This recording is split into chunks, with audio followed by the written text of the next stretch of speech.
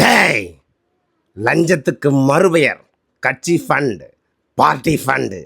கலேபரமாச்சில் சட்டசபையில், அதாவது ஸ்ரீதர் வேம்பு அப்படிங்கிறவர் போன ஆட்சி காலத்தில் இலவசமாக மாணவர்களுக்கு பள்ளி கட்டி, அதாவது மாணவர்களுக்கு கல்வியை தரணும் அப்படின்னு சொல்லி அவங்க கிட்ட போயிருக்காங்க முந்தைய ஆட்சி காலத்தில் திமுக கிட்ட.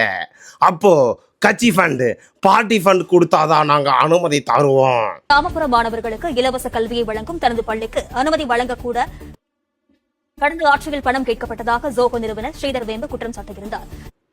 இலவசமாக ஒரு கல்வியை தரதுக்கு கட்சி ஃபண்டு கொடுங்க, அதாவது லஞ்சத்துக்கு மறுபெயர் தான் கட்சி ஃபண்டு, அதை கொடுத்தாதான் நாங்கள் அனுமதி தருவோம்னு சொல்லியிருக்காங்க. அப்படின்னா இப்போ ஸ்ரீதர் வேம்பு அவர்கள் நான் கொடுத்தேன், நான் திமுகவுக்கு பயப்பட மாட்டேன் அப்படின்னு சொல்லி வெளியே வந்து பேசியிருக்காரு.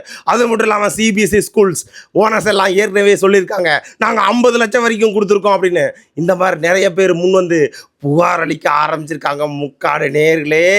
அது மட்டும் இல்லாமல் டிவிக்கில் இந்த நிர்மல்குமார் சொல்லியிருக்காரு, கட்சி ஃபண்டு அப்படிங்கிற பேரில் நீங்கள் கட்சி ஃபண்டு கொடுத்தாதான் நாங்கள் இதை பண்ணுவோம் அப்படின்னு ஏதாவது சொல்லி காசு கொடுத்துருங்க அப்படின்னா நீங்கள் புகார் அளிக்கலாம், அந்த புகாரை நாங்கள் எடுத்து காசை நாங்கள் திரும்பியும் வாங்கி தருவோம் அப்படின்னு டிவிகே சைட்லேருந்து சொல்லியிருக்காங்க முக்காடு நேர்களே.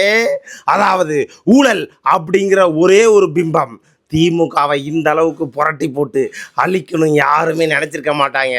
நீங்கள் என்ன சொல்கிறீங்க முக்காடு நேர்களே?